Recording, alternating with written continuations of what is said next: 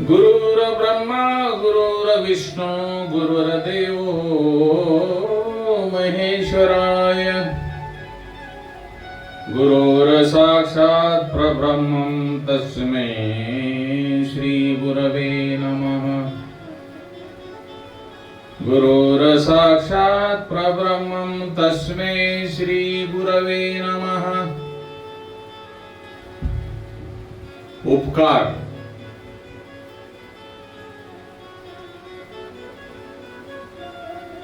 तो कसा करावयास पाहिजे?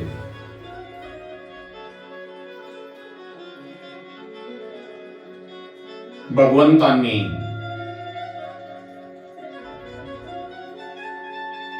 या सृष्टीच्या प्रारंभापासून 7 पदार्थांची उपकारासाठी निर्मिती केलेली आहे। आपण म्हणाल ती कशी?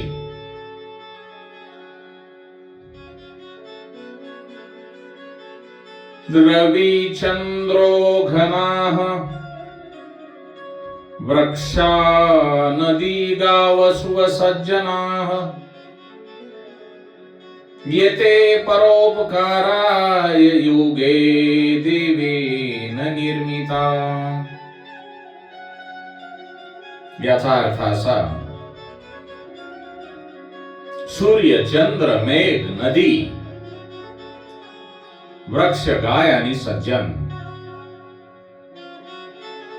हे जे 7 पदार्थ आहेत, हे आपल्यावर नेहमी उपकार करतात। आपण त्यांना परोपकार रूपामध्ये काहीही देऊ शकत नाहीत।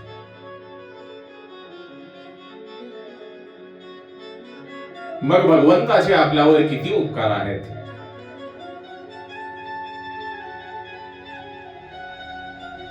त्यामध्ये नंबर 1 ला सूर्यनारायण देवता।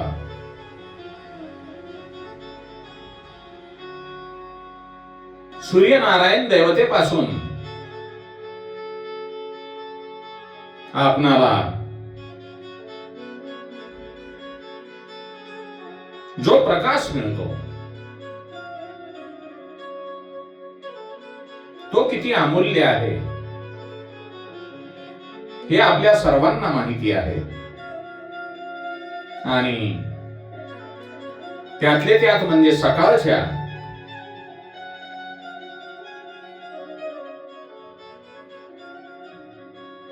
कोवळ्या उन्हामध्ये आपणाला सूर्यनारायण देवतेपासून आपल्या लहान मुलांच्या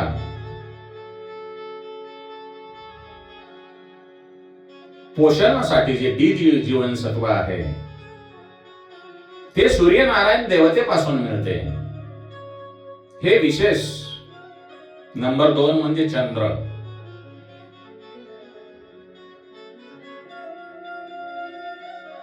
चंद्राच्या प्रकाशाने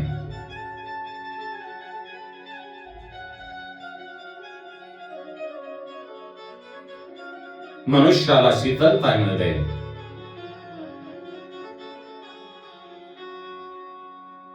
चंद्र हा शीतल आहे। आणि सर्वात महत्वाचे म्हणजे आपण ज्या अन्नापासून जगतो, जे आपण अन्न खातो, त्याच धान्याची निर्मिती चंद्रामृतामध्ये तयार होते, चंद्राच्या प्रकाशामध्ये तयार होते। एका दृष्टीने जर विचार केला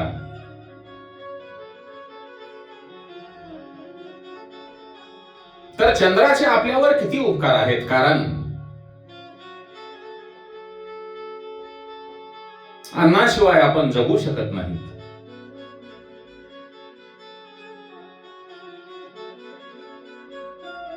आणि जे चंद्रदेव अन्न तयार करतात त्यांचा आपण उपकार फेडू शकत नाहीत।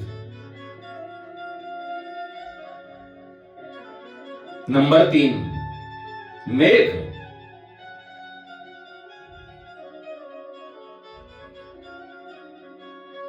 मेघ म्हणजे ढग.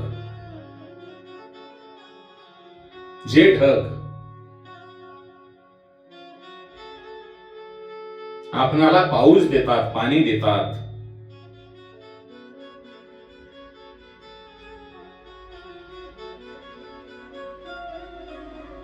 हवेमध्ये गारवा निर्माण करतात आणि सर्वात महत्वाचे म्हणजे आपल्याला पाणी देतात. कारण पाणी हेच जीवन आहे. पाण्याशिवाय आपण जगू शकत नाही. आणि पाणी नसेल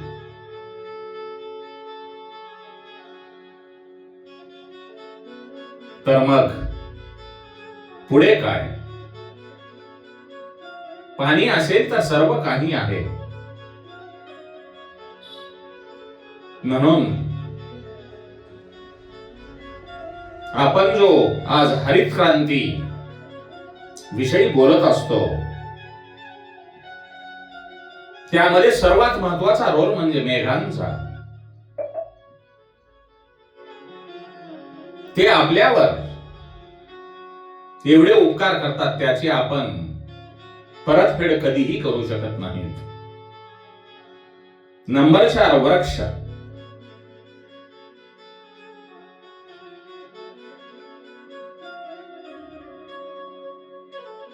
एका वृक्षाचे शांतीप्रभा एकनाथ महाराज 7 उपयोग सांगतात. ते म्हणजे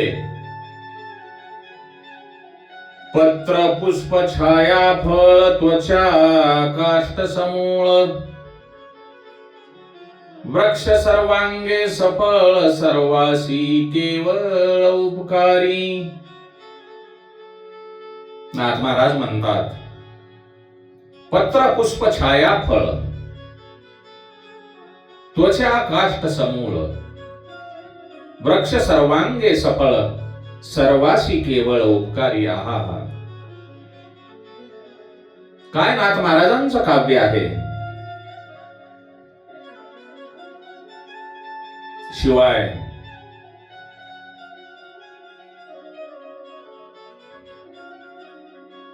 आपण वृक्षाच्या झाडाखाली झोपलोत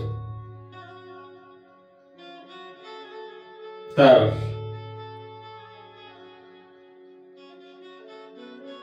आपणाला जो लागणारा ऑक्सिजन आहे, प्राणवायू आहे, तो प्राणवायू वृक्ष सोडतात आणि रात्रीच्या वेळी कार्बन डायऑक्साईड सोडतात.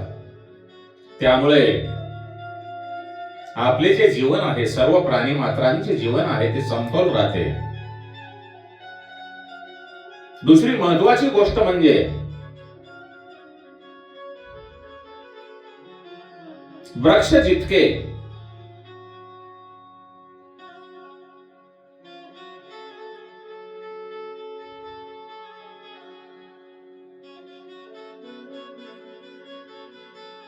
आपण त्यांना खत पाणी घालतो. आपल्याला सर्वांना परिचित आहे उकंडा म्हणजे घाणीचे साम्राज्य. त्या घाणीच्या साम्राज्यातील खत जेवढा तुम्ही वृक्षांना घालताल तेवढे ते वृक्ष चांगली फळे देतात. आणि वृक्षांना आपण खाऊ घालताना घाणीमध्ये तयार झालेला खत खाऊ घालतो आणि मनुष्य मात्र चांगली फळे खातो.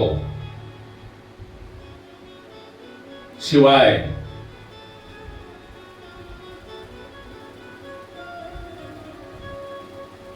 वृक्ष लावल्यानंतर तो वृक्ष आपणाला फळे देतो, परंतु कालांतराने लाकडाचे काम पडल्यानंतर लावणाराच मनुष्य त्या झाडाचे फाटे फांद्या तोडून त्या वृक्षाने आपल्यावर केलेले उपकार विसरून जाऊन त्याच्यावर अपकार करतो.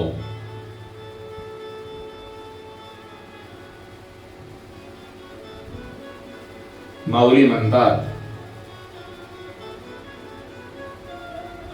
जो खांडावया घावो घाली, जो खांडावया घावो घाली, कालावनी जयाने केली, दोघा एकची सावली वृक्षुदे जैसा.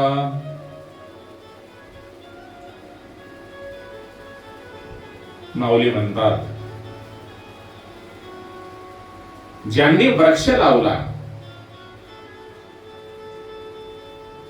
त्यालाही तो सारखीच सावली देतो, आणि जो वृक्ष तोडण्यासाठी जातो त्यालाही तो वृक्ष सारखीच सावली देतो.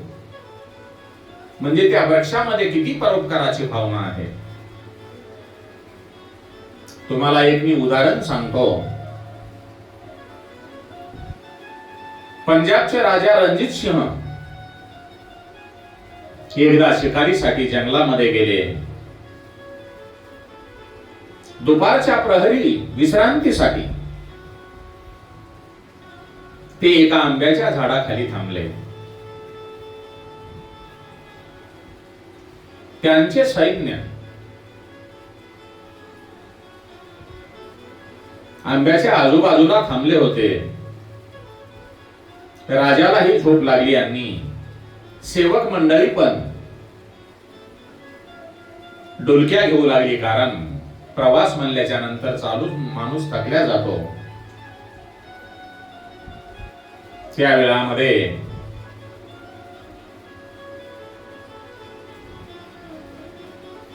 झोपडीमध्ये राहणारी एक म्हातारी तेथे येते आणि ती वयोवृद्ध असल्यामुळे तिला काही तेवढे बरोबर दिसत नसते. परंतु आंब्याच्या झाडाच्या कैऱ्या खाण्यासाठी आणि ती कैरी प्राप्त करण्यासाठी ती आंब्याच्या झाडावर दगडे मारते. त्यातील एक दगड आंब्याच्या झाडावर मारल्यानंतर तो राजाच्या कपाळी लागतो आणि राजाचे कपाळ फुटते. राजा जागा झाल्यानंतर सेवक मंडळी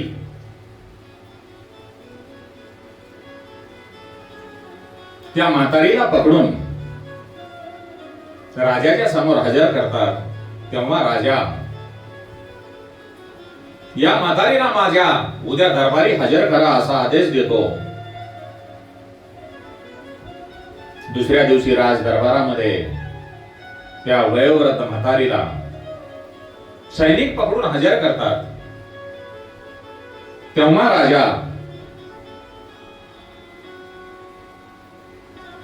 जमलेल्या सर्व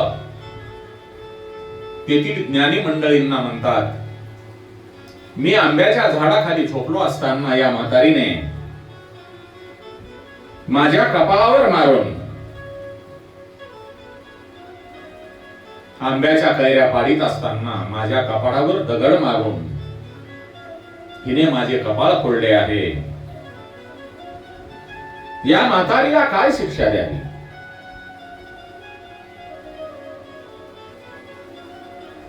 सर्वांनी राजाच्या दरबारातील जी काही न्यायाधीश मंडळी होती त्यांनी सर्वांनी एकमुखाने त्या वयोवृद्ध म्हातारीला 6 महिने कैद आणि 500 रुपये दंड देण्याचे फरमावले. तेव्हा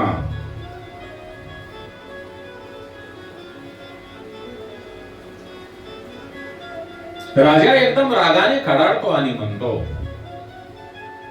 अरे या माझ्या राज दरबारामध्ये एकही शहाणा माणूस आहे किंवा नाही?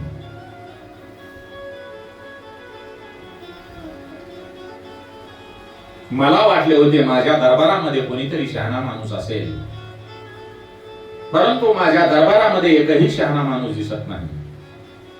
राजा म्हणतो, ज्या आंब्याच्या झाडास दगड मारल्यानंतर तो फल देतो,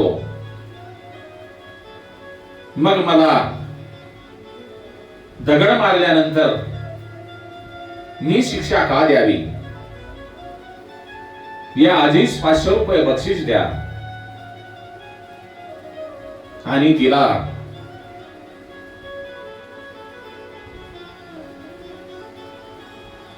आपल्या घरी नेऊन सोडा, कारण मला आंब्याच्या झाडापेक्षा कमी समजता काय.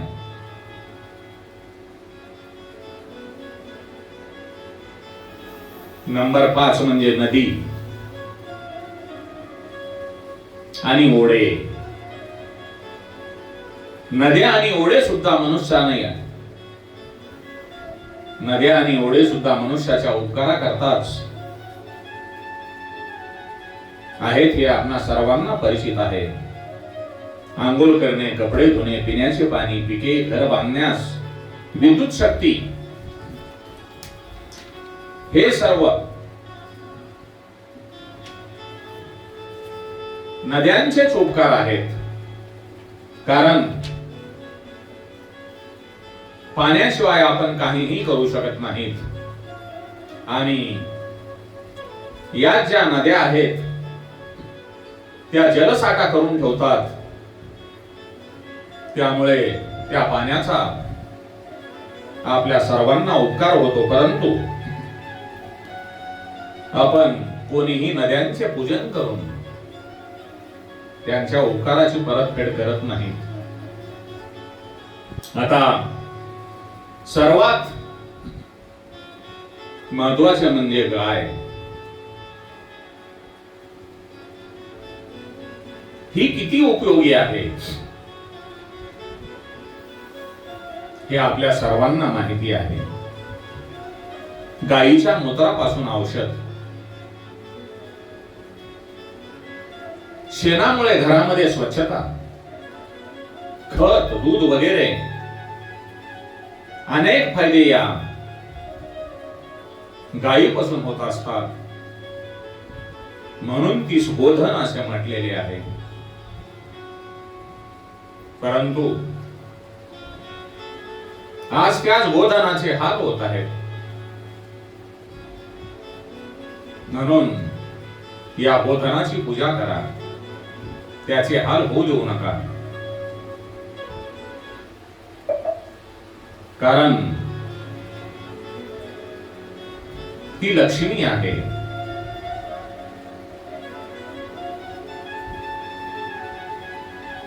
नंबर 7 सज्जन.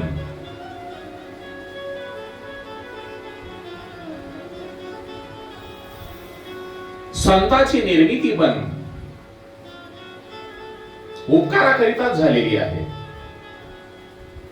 तुकाराम महाराज यांनी सूर्य, चंद्र, मेघ, नदी, गाय, वृक्ष यांचे एवढे उपकार मानले नाहीत, पण संतांचे उपकार मानले आहेत. ते म्हणतात, काय सांगू आता संतांचे उपकार, मज निरंतर जागविती. काय सांगू आता संतांचे उपकार, मज निरंतर जागविती. बाकीचे सर्व पदार्थ शारीरिक उपकार करतात, पण आत्मकल्याण संतच करतात. लोकांना जागृत करण्याचे काम संतांचेच आहे. म्हणून यांचे जगावर, जीवावर यापेक्षा देवावरही उपकार आहेत. तुकाराम महाराज म्हणतात, जगाच्या कल्याण संताच्या विभूती, जगाच्या कल्याण संताच्या विभूती, देह कष्टविती परोपकारे. संत हे जगाच्या कल्याणा करतात, आपला देह झिजवीत असतात. उपकारापेक्षा परोपकार शब्द महत्वाचा आहे. पर प्लस उप प्लस कार म्हणजे परमात्मा. उपजवळ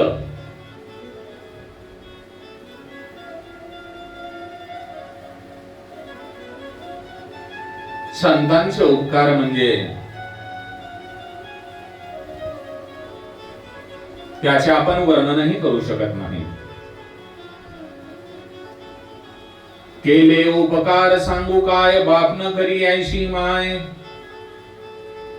धर्मे त्यांच्या देखिले हे पाय, दिदले अक्षय अभयदान गा. तुकया बंधू हे इथे अवतीर्ण होतात फक्त उपकारासाठी.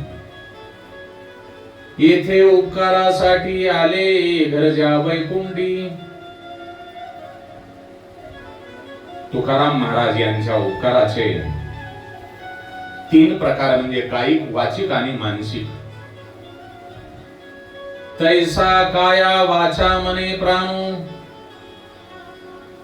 साधू वाढला उपकार कारणे. आपुले परावे मने नेनो, उपकारू करणे सर्वासी. नाथ महाराजांची ही जी पंक्ती आहे किती सुंदर आहे. बळ बुद्धी ज्यांचे उपकारासाठी, अमृत ते पोटी साठविले. आपलं जे बळ आहे, बुद्धी आहे, ज्यांनी ती उपकार करण्यासाठीच ठेवलेली आहे, म्हणजे अमृत आपल्या पोटामध्ये साठविलेले आहे. परोपकार वचन मन काया, संत सहज स्वभाव खगराया. तुलसीदास म्हणतात, परोपकार वचन मन काया, संत सहज स्वभाव खगराया. म्हणून माणसाने कधीही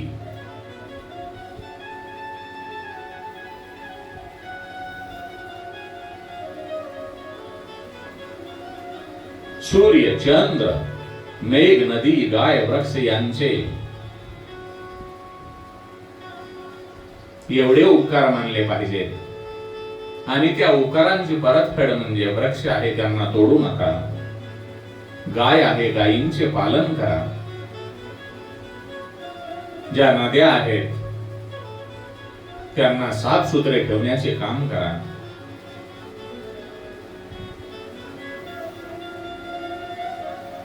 कारण त्यामध्येच आपले कल्याण सामावलेले आहे.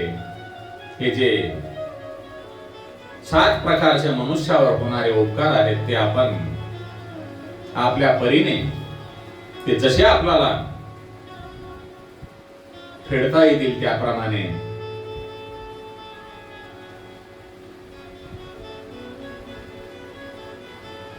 फेडावे आणि भगवंताचे नाम संकीर्तन करावे. श्री राम जय